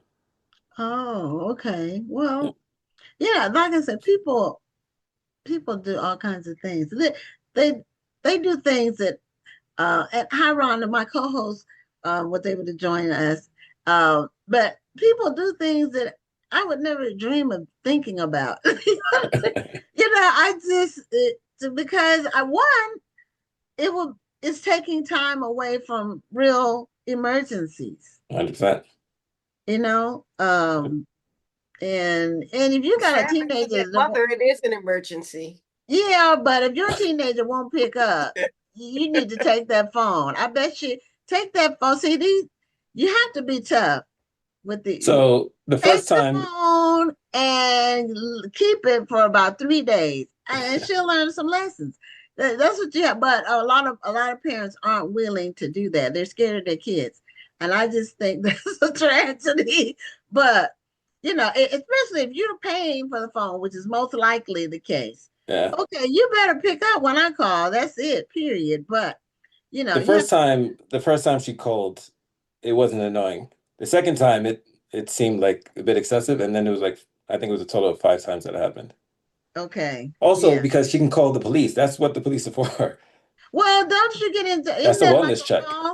a false reporting? In No. that I mean, she can do the a law? wellness check. She can call the police and do a wellness check. Oh, Yeah. okay, okay, okay. Well, it's a good fodder for some, Exactly. Firehouse Chronicles, different stories about what happens with the firefighter. So you probably have a rich treasure trove of situations that you can fictionalize. I'm Uh, actually, I'm actually working on book 3 with those same characters. oh, okay. All right. Well, Now, with the main character, not the antagonist. right. Okay. So the main character is going to be a continuing character. Yes, ma'am. Okay. Now I have a question about houses. I wondered. This is something else I saw on the TV. Do people leave their babies there? Is that something that people do if they don't want like unwanted babies can be left It's at a firehouse? Is that so people can do it. Yes, it doesn't happen often. What happens mostly is people leaving their dogs. their dogs? Oh, Yeah. Hmm. People will buy dogs and not realize how much a responsibility it is, and so they'll just leave it at the firehouse. But we are mandated reporters, and we are I forgot the term used for it, but yes, people can drop off babies to firehouses or police stations. okay. And I didn't know people could leave the dog. You all can accept dogs? Yeah, Oh, all we do is just call the yeah. ASPCA. Okay. Yeah. All right. Yeah, I guess probably in New York too. Um, you don't have the space. Dogs need space. Then you have to walk them all the time Yeah, that was the thing. In 2020, everybody got a dog. And then during during COVID. right, and then when the lockdown ended, they were able to fly again and they didn't have anyone to watch the dogs. So firehouses got a lot of dogs. Oh, okay. All right. Now, were you one of those kids that, uh, as a kid, you wanted to be a firefighter? Yeah, The people asked you what you wanted to do when you wanted to be when you grew up, and so what did you originally want to be when you grew up? a writer. Oh, okay. So, hey, and hey, it took a minute. It took being a firefighter, and then then you have a treasure trove of How did you stories. have to veer off to firefighting? So in 2013, the first allowed documentary on 9/11 was aired. A lot of people were trying to make documentaries, but they weren't allowed to, or they weren't approved. So the first approved documentary was aired in 2013. And it wasn't so much about what happened, it was about the 911 dispatchers and how a lot of them were experiencing post-traumatic stress afterwards because they were telling people that they were going to be okay when they expected that those people would die. And they were Okay. staying on the phone with them until they died. Uh, Mhm. and so it was hard for them. And Yeah. in that documentary, they played a audio of um, one of the captains. He was from Engine 10, which is one of the closest firehouses to the Trade Center. Because the radios weren't working, he used a landline and called the 911 dispatcher. And he said, "We're on the 52nd floor. Everyone below us is out. We're going up." And that was the last transmission from him. And him and all of his men died. And at the time when I saw that, I was working at 9 West, a women's shoe store, and it felt like I wasn't doing anything with my life. Like in my head, I was thinking those guys had to have suspected that they were going to die, and they kept going up to make ways for other people to get out. And I was thinking it was the first time it ever occurred to me what a firefighter's job is, and that they're not actually working unless somebody calls for help, right? Like I'll Mhm. just spend all my time in the firehouse until somebody calls for help. So if you ask a firefighter what their job is, it's to help people, and to take nothing away from people who work in shoe stores, that it's a necessity. But it felt like I wasn't doing enough in my life. Um, and so I looked into applying. The New York City Fire Department only opens for hiring every 4 years. So I was in between. So I just started studying so that when the time came, I could do well on the test. It's Hmm. beautiful. Mm-hmm. Yeah. 9/11, especially for people who lived in New York, it really led people to do some things. I mean, it really made your mortality just like in your face. Um, It was a weird time. I'm sure Uh, it was shocking for even people who were not living in New York, but the whole nation was shocked. And I tell people who weren't alive, like weren't born yet, or just not old enough to remember 9/11, it's not something that you can really adequately describe to anybody no. because you had to have lived through it Well, to So understand it. yeah, so this year's the 25th anniversary of 9/11. Hmm. And so the fire department is doing a big thing. I did a career day earlier this month at a high school. And it was first of all, it made me feel old, but it was such a shock to my system that no one in high school was alive for 9/11. Right. yeah. And for them, I wasn't a firefighter during 9/11, but I'm a firefighter talking about why the 9/11 is important to firefighters. And they weren't disrespectful, but it didn't mean anything to them. It was just something that happened in history books, you know? Right. Right. A- Right. And it Right. was it was it was a surprise.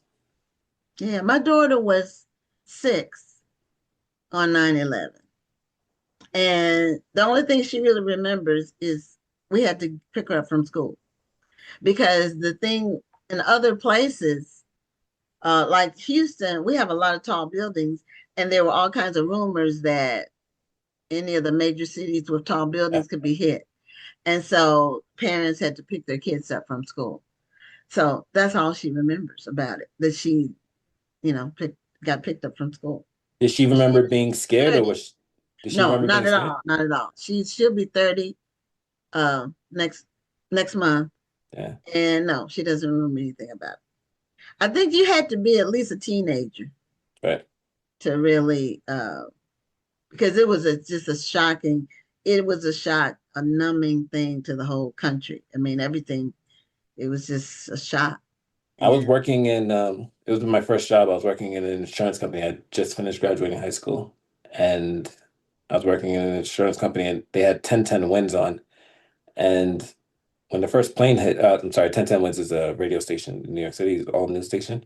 oh, okay. I didn't know we had. And when the first plane hit, it was being reported as like a private plane, and that it was an accident. And they weren't making light of it, but it seemed like they were implying, how did they miss that big tower? Like, how did they not see it? And then everyone in the office was sort of joking about it. And it sounds callous, but it wasn't meant like that. Obviously, there were probably two people died. But we weren't thinking about that. We were just thinking, how did that happen, you know? And the radio was on, and we heard them say, "Okay, hang on." They cut somebody off who was a witness, and they said, "Hang on, it looks like another plane just hit," and then the whole office stopped. That's what I remember. It felt uncomfortable to me to hear silence in the office, Yeah. and that was creepy for me. But Yeah. going back to what you were talking about earlier, because I was a soldier during that time. I was Oh, in. thank you. Oh, thank you. Because people thank us all the time for our service, and I think As well. sometimes people forget to thank you all. You all were the first responders, even before we were. Yeah, Um, I admire the guys who were on. I'm sorry. I admire the guys who were on the job at that time. Right, right. But I listened to your story that you were actually inspired to be a firefighter because of 9/11. And I think sometimes people don't really appreciate those stories like, oh yeah, right. Everybody says that they were inspired to join the army or they were inspired to be a firefighter.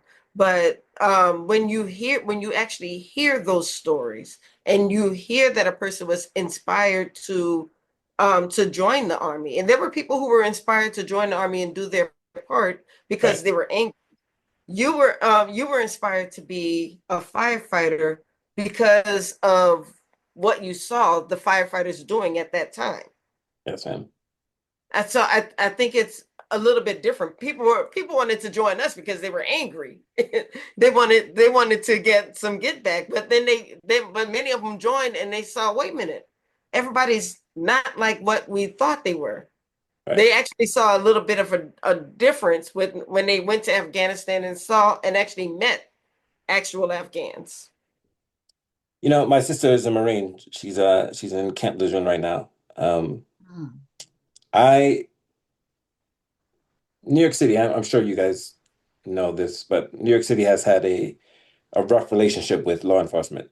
Yes. Um, Mm-hmm. and the country has with law enforcement, with people of color. And I'm not, but I have a sister who works for the FBI. She's worked for the FBI for 8 years, I think. And then my sister, who's a Marine, has been a Marines for 19 years. And so I'm not biased against about law enforcement or the armed forces because of them. But for me, to your point, I didn't feel anger at 9/11 when I saw it, what happened. My reaction wasn't, how could anybody do this to people? My reaction was, what were the people who were in the towers thinking? Do you know what I mean? Like Yeah. when something like this happened, it's a global impact, right? So the whole country is thinking how the country was affected. Those people's families are only thinking about them Right. and not knowing whether or not they're going to ever see their loved ones again. And for me, it just felt like I would love to be able to help people out of trouble like that. Um, Law enforcement and our vets, you guys are necessary. I don't know that I'm brave enough to do that, right? Like you have to enforce the rules of the land and rules of the law. For me, that's not my intent. That's not the way I want to help. And not because I think there's anything wrong with it, just because I feel like that's not where my mind goes. I I love my job. I love that there are so many things. For me, like I said, we don't go to very many fires, but it's so rewarding to go to someone who called because they thought that what they were experiencing was an emergency, and we put them at ease. Walking away and seeing them smiling when they were panicked when we first got there, that's a great feeling. Okay. So what you're saying is that you get a different reaction from people as a firefighter 100%. than a police officer does. Yes. And do you all carry weapons? Firefighters, no. Mm. I didn't think so, but I just wanted to ask. So yeah, firefighters, your whole job is to help people. That's it. Hmm. Yeah, we're not And enforcing any laws or anything like that. right, right. Well, you know, you have to be a certain kind of person to want to do that every day, help people. You know, It's it's a just great like feeling. people who are in healthcare, people who are nurses. 100%. I mean, you know, I've only been in the hospital once, and my daughter was recently in the hospital having lost a baby. Both times when I had, and the only time I was in the hospital was when I had her. So to give birth to my daughter, and I had a C-section, so I was in there for 3 days. And you know, my daughter, baby died, and she had a stillbirth. So the nurses are incredible. 100%. I, I have been to the hospital a lot, and I am always very impressed. It's underappreciated. it I is. think it's a And you have thankless to be job. a certain kind of person to do Yes, that. It's not, uh, I didn't get any people when I was in the hospital or when my daughter was, where I felt like they were fronting, they were pretending. never. They were genuinely concerned. I mean, because the things they were doing, it showed that they were. And that Yeah, takes a certain kind of personality. yeah, And not 100%. all of us have that. And um, I initially went to college for nursing, and my first when I went into when I had to go into the hospital and touch a stranger for the first time, I said, "This is not for me. It's not for everybody," you know. No, no. So it's a personality thing. You have to have a empathetic spirit, and it's just a lot of things. Yeah. And you, I credit to you and other firefighters because you know the things that you all do. Really, you all save lives on a regular basis. We try to. I gotta say, so I've been on the job for 10 years. I don't know the number, but I've done CPR at least 500 times. Oh, wow. We've only been successful in bringing someone back 5 times in my career. Wow. Oh, Um, and that is a hard thing to experience when you're in it. I'm sure it Um, is. but man, to be successful is an amazing feeling. I bet. Well, we're actually a little bit over our time. I'm sorry. This has been an amazing conversation just about Yeah. firefighting and just picking a career and the way things impact us in our lives. Show your book cover one more time. And it's about a firefighter is his main character. Yes, So, ma'am. No Man's Ghost. Yes, Thank ma'am. you, Jason Powell Thank you from guys for having me. Oh, Thank you're you for being welcome. here. Thank And we you for did being put your I did put your link in a chat. So I I hope appreciate people it. will click the link and will purchase your book. Yes, ma'am. Thank you. Thank you for your service. Thank you for yours. Thank you. Have a good All night, right. guys. Have a great night. Bye. Bye-bye. Okay, Rhonda, you normally make me aware of the time, then I looked down and I saw that it was 8:31. I'm sorry. You know, we both got caught up. We got caught up. It was an interesting conversation. I don't think we've ever had a firefighter on the show.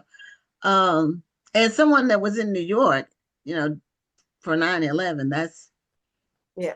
you know, I don't know if you've had a chance to get back to New York and go to the Twin Towers Memorial. no. Um, it's very beautiful and it's very moving. If you ever have a chance to get over there. Okay. The last time I was in New York was when we were there together. And Oh, okay. that's Okay. probably my last time in New York. Okay. Yeah, if you ever get a chance to go over there and go to the 9/11 Memorial, it's very beautiful over there. They did a nice Okay. job with it. Okay. Our final guest is a book club. I think she's the facilitator of the book club, but this book club, I should have, I think it's the Sister Friends book club. I should have had it ready, but at any Oh, rate, yeah, I should have had it ready to help you. Hold on. Let she me, comes to the book festival every year, her book club. And yeah. so, Monica, I wanted to have you on the show since you're here every year and talk about your book club and you know, how many years you've been coming to the National Black Book Festival, and just let the audience know what your book club does and what you do when you come to the event. So welcome to Black Authors Matter TV. And let me ask you to unmute so we can hear your voice. You ready? Me? Yeah, Yes. I'm ready. Okay. Well, hello, Gwen. Hi, welcome to the show. Dr. Rhonda. Hello, hello. Thank you guys for having me. I was surprised to see that email, Gwen. Well, I wanted to, I hadn't had a book club from Houston, the Houston area or Texas. You're in the Houston area, right? No, I'm not. But you are in Texas. I'm not in Texas. Okay. All right. I had you mixed up with another book club that I thought was in Texas. But I am your neighbor. I'm in Louisiana. oh, okay. Okay. All right. All I right. think it's because we That's come close. see you a lot that you think Yeah, we're I in see you Texas. so much. I thought you were in town. I think it's because sister friends like to come visit with Gwen, and Gwen is thinking we're in Texas. No, we're right here in Louisiana. But you're not that far. What part of Louisiana are you in? Well, our members are Shreveport and Houghton, Louisiana. Okay. I thought that was Shreveport. I was looking at the area code. Yeah, we're right next door. We're not that far. That's so when Gwen has something going on, we're gonna say, "Giddy up, let's go." Okay. Well, we appreciate you. So And you were asking me about Sister Friends Book Club, and it's funny because we've had an argument about how long have we really been around. Okay. And we can say it's been over 28 years. Okay. I knew it was a long time. Yeah, it's been a while, Gwen, because we came to visit you back.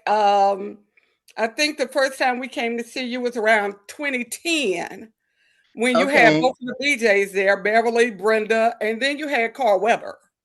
Okay. Oh, Yeah, that was okay. Yeah. That was a while back because Carl hasn't been 2010. here since 2010. That was the last time Carl was here. But Sister Friends Book Club, like I said, we are over here in Louisiana. We've been together for 28 years. I'm actually vice president. Okay. I'm vice president. Kalita Bell is our president. We call her TT. And we have, believe it or not, there are 5 of us, and we are 5 very active women who can get a lot done. Okay, we started out as you all would know, a hen party. We would get together on a hen party. You know, you get your girls together on the weekend, and you're gonna have a little food and a little drinks, and you're gonna do a little talking and hanging out. You know, it was way before Netflix and chill. You know. Okay. And so one day, one of the ladies in the group, she's no longer a member, Tony said, she mentioned a book, and I can't remember if it was an Eric Jerome Dickey book or Terry McMillan, and everybody's like, oh, well, we read that. So one says, oh, you read it? I read it. So why don't we become a book club? Okay. And that's pretty much what we decided to do all those years ago. And we knew each other because all of us worked in the local public hospital here. So we've known each other collectively over 35 years. Wow. Yeah, that's a long relationship. That's a very long relationship. So we decided to get together, had our first informal meeting at the local hospital where we worked in the cafeteria. We really can't pinpoint that date, but it was somebody knows. And the first book that we discussed, I will never forget it. It was Trying to Sleep in the Bed You Made. Okay, that's the Virginia DeBerry and Donna Grant. Okay, all right. A book came out over 29 years ago, and that was our first book that we had a book chat on, and we've been going strong since then. Okay, it's funny you remember that book because that book, I think I know I read that too. Then they had another one after that was popular. I don't remember the title of that one. Then like they had like an anniversary thing, like maybe 10 years after that. Yes, they did. But I don't think they're writing anymore. No, they're not. I followed, I think I followed Donna on Facebook every now and then. Okay. And yeah, they're not writing anymore. They did do something, They but did something. yeah, but It was not what they're doing. before COVID, whatever they Yes, did. It was yeah, before COVID. they were doing something before then. But like I said, Gwen, with you down there in Houston, when you do your thing and you bring those authors that we want to see, it's no problem gassing up the vehicle and saying, let's go see what Gwen got going on over there in Houston. Okay. Well, Because we are good book clubs. Yeah, we are excited about our lineup for this year. We yesterday we confirmed Beatrice Dixon, who is the co-founder and CEO of the Honey Pot Company. Okay. The Honey Pot products, the feminine hygiene products, and she wrote a memoir, and so she's going to be at this year's event. And you know, she recently sold her company for like $1 billion. Hey. But she's still the CEO. They've kept her running the company. That's awesome. She's a young woman too. I don't think she's 40. I don't think so. She and her brother started, and it's just interesting. I wrote a children's book called Boss Women that has 7 African American women who built their business from the ground up. And she was one of the people in my children's book. Okay. So when I contacted them about having her come, I sent her the book. So I'm hoping, I think that had like helped me seal the deal with her. Well, I'm sure you can seal the deal. I mean, you've gotten authors there that we wanted to see. I mean, I think, and you know, I'm writing my dates down because as readers, and Miss Tony out there knows, you know, we call her Mama Tony because Mama Tony knows everything. Mama Tony knows, and a lot of the readers know that when you had Maureen Smith there in 2016, and as readers of the Wolf Pack and all of the stuff that Maureen Smith did, you know, she's gotten off social media. I'm like, we ain't got the authors we want to see. I mean, when you had Carl Weber there, and we had been stalking Carl Weber since his first book, Looking for Love, and we showed up and we was like, Carl Weber's going to be there along with Brenda Jackson and Beverly Jenkins. Oh, yeah, we got to go see what Gwen got going on down there. And then that was the year you had Donna Hill and a lot of other people that, you know, we were reading during that time because, you know, for us, especially readers who are looking for that Black author, they were not there. And then for you to incorporate them all in one spot, the only person who had been doing that was Miss Emma Rogers. Remember when she had Black Images? Yes. And she had that Romance Slam Jam. And so you had an opportunity to be the reader meeting the author. And that's one thing I want to say to our readers out there, Gwen, and I thank you for their platform. The authors want to meet their readers. If you are a reader and your author is out there, if you get the opportunity, follow their page, you know, on social media. If they tell you where they're going to be, if it's in your wheelbarrow, go see them. Because they really want to meet their readers. I have been, and sister friends, have been blessed to meet all of our favorite authors. You know, that's one of the things that I think when people get in a book club, what you're going to understand is there's a lot of us out there that are reading. Reading incorporates friendships. You know, like I said, we've been doing this for 28 years. Yeah. I've got friends in St. Louis. I've got friends in Texas. I got the Mississippi Magnolias with Antoinette Gates over there in Mississippi. You know, it's Bobby Austin is up there in Houston, who was a romance historian. So you give us an opportunity as book clubs, readers, to meet our authors. You know, kudos to you for this, Gwen, because that's something you do. Well, thank you. We've been doing it for a long time. Just started off in the book space, and I was telling one of the previous guests, I forgot which one tonight, that we started in December of '98 with the online with Kush City, and we've been in books ever since.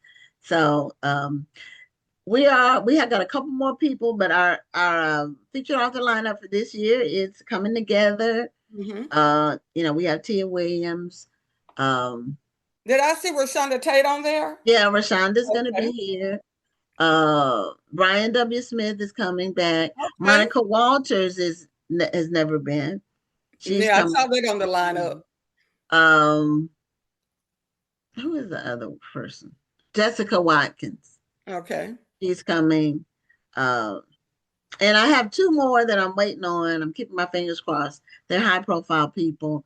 So I don't want to say anything at all until I get official confirmation. But well, I'm sure you'll get that confirmation. I mean, I'm hoping so. We're going to say you're going to get that confirmation. I think you're a little persuasive. Okay, I try. Rhonda, you're working with, I think you're a little persuasive. And Rhonda, you were the moderator, right, when we were there in October? Right.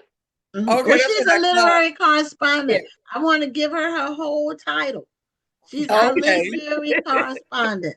And she has been that for 10 years. What, 2017? Yeah, 9 years. So yeah, she's been that.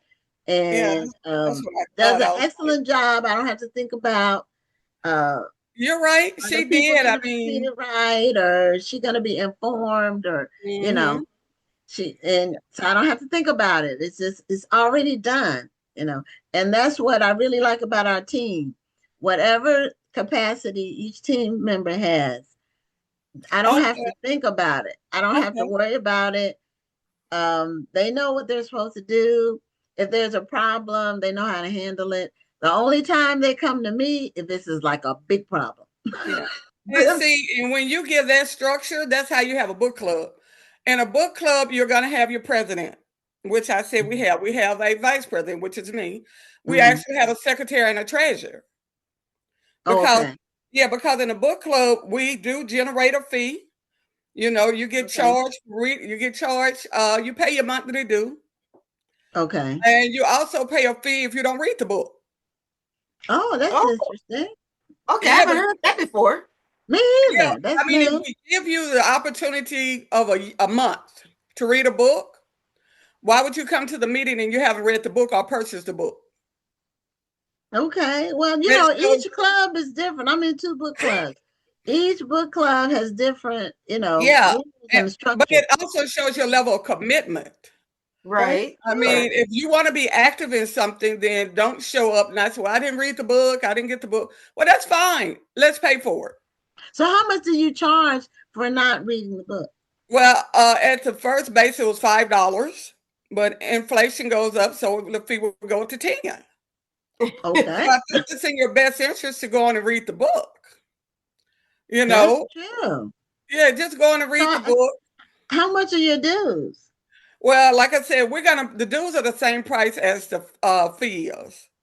Okay. All right. So if you want to drop a 20 for a meeting, that's fine. Okay. Now, you know what? Tampia Jones, she's over the Cover Girls Book Club. I think they're out of Memphis. She put in the chat how much is the fee. So I guess she might be thinking about that for her. I think you just gave some ideas. Yeah. Well, that's what it is. Because when you say structure, Gwen, you want people who are committed. Like I said, as long as we've been together, we were 6 women. One of our sisters transitioned. That's fine. But 5 women strong can get a lot done. We've hosted authors here in our own town. Okay. We've hosted events here, and we're not just talking. I mean, Beverly Jenkins has been here. Brenda Jackson has been here. The late great Francis Ray. Okay. Because back in 2006, Miss Emma Rogers had that Romance Slam Jam, went from city to city, and we were fortunate in 2006 to host it in Shreveport. Oh, okay. Yeah, we hosted the Romance Slam Jam here in Shreveport, and I'm gonna give you a quick background. We were in Atlanta in 2002 for the Romance Slam Jam in Atlanta. I was having you guys the best time.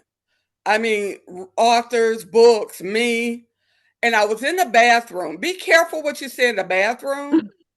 Check the stalls because people are listening.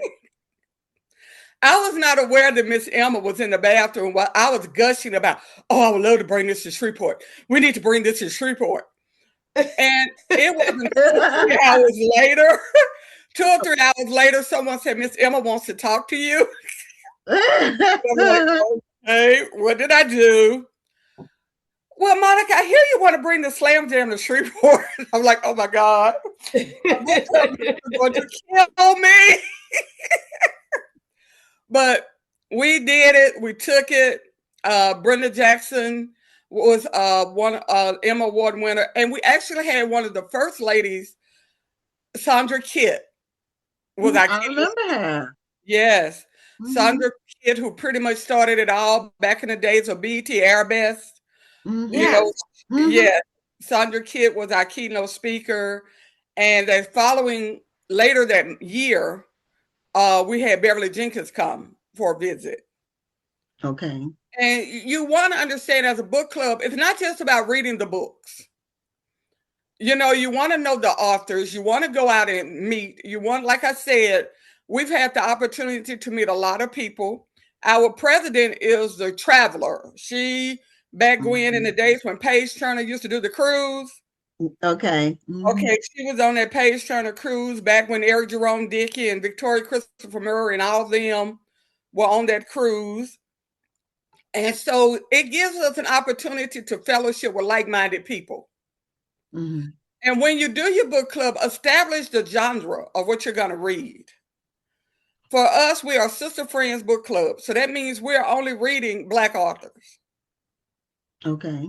We are reading Black authors. The genre may change on what we read, but we only read Black authors.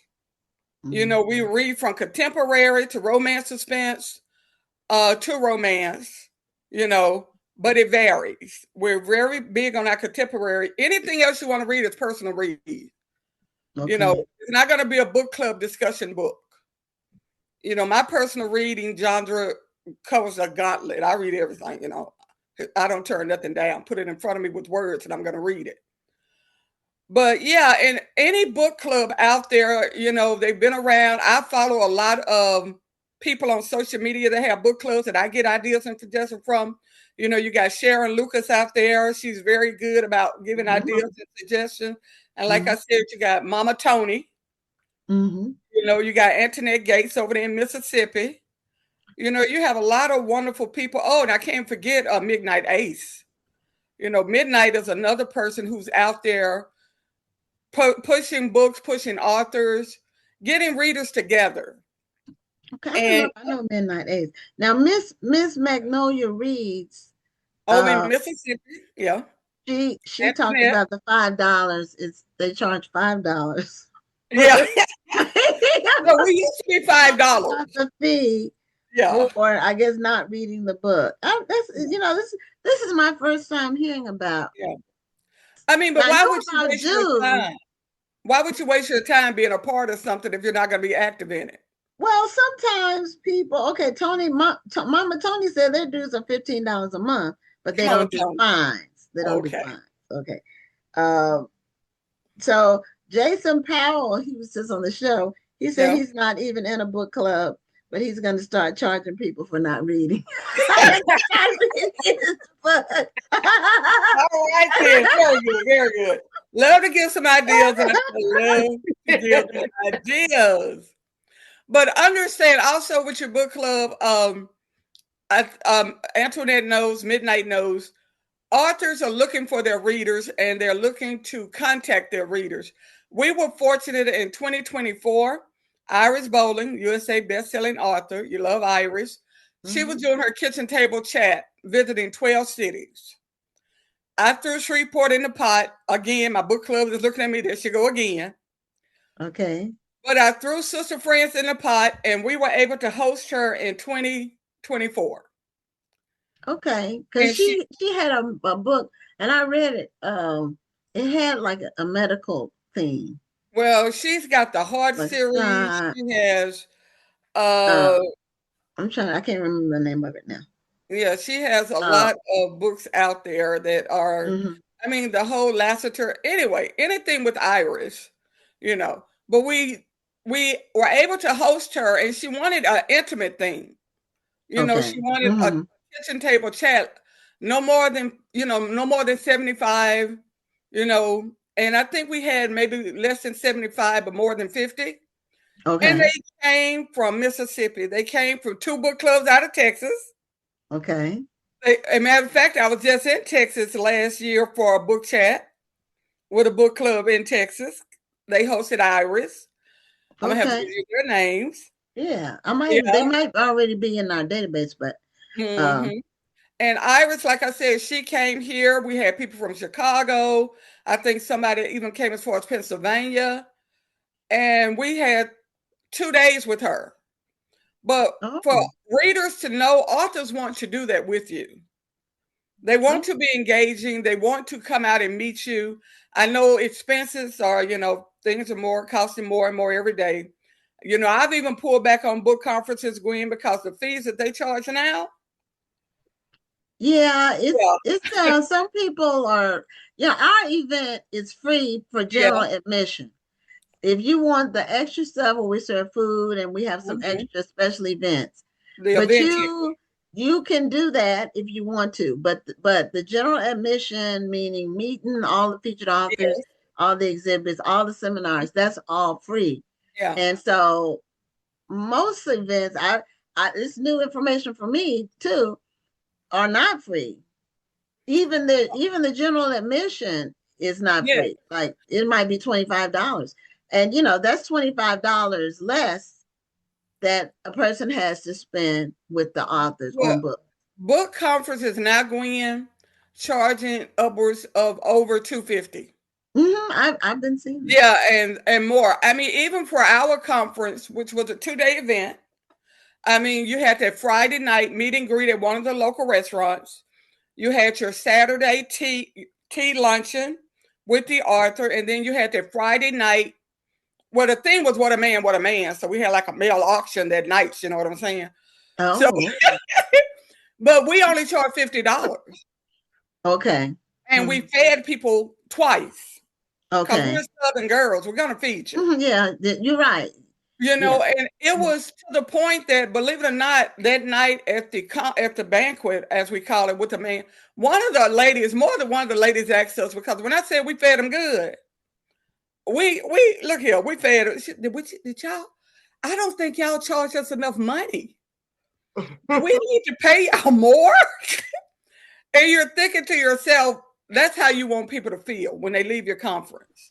So they got their money's worth, whatever. They got their money's worth, and they want to come back. So the next time you do something, they're gonna feel like it was not just time well spent, but my money was well spent. Right. And then I had an intimate time with the author. Because a lot of these conferences, I don't want to, they're overloading. And you can't really enjoy yourself. Yeah. And that's okay. You have to limit the number of moving parts that you have. You can't just, otherwise it's just like chaos. Well, Monica, we are at the end of our time, but I wanted to let people know about how they can reach you on social media with your book club, Sister Friends. Okay, well, to reach us on social media, believe it or not, we do not do a social media page. Okay. We do not do a social media page, but I am on social media under Monica Anderson Johnson. And I don't mind if you come on there, even DM me to ask about my book club. I will get your information. I will talk to you about it. I mean, we never do anything online because, like I said, we're local and we meet in person. But we've had people say, I would come over from Texas to be in your book club meeting. You know? And so just reach me on social media, just like you see, Monica Anderson Johnson. And I'll be more than happy to, not even any book club or anything you want to talk about book related. Look me up, because I will be coming, Gwen. Thank you for the platform. All right. I'm going to let you know, Monica Reads, READS, will be coming to social media soon. Okay. And there will be Monica and books. Okay. Well, good. I'll be on the lookout for that. Yeah, me too. All right. Well, yeah, hit me up, tag me or whatever. I will. It happens. Okay. All right. Well, we're at the end of our time, but thank you so much, Monica. I look forward to seeing you in October. Yes, you will. Okay. Have a great night. You too. Bye-bye, ladies. Bye-bye. Bye. Mm-hmm.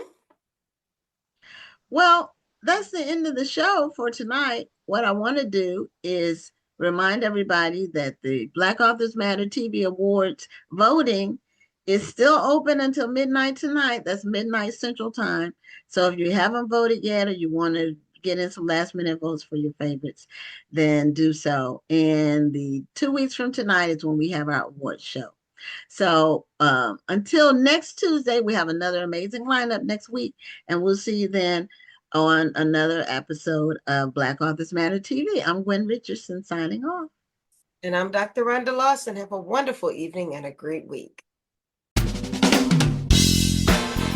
Thank you for tuning in, and join us next Tuesday at 7 p.m. Central, 8 p.m. Eastern for another edition of Black Authors Matter TV.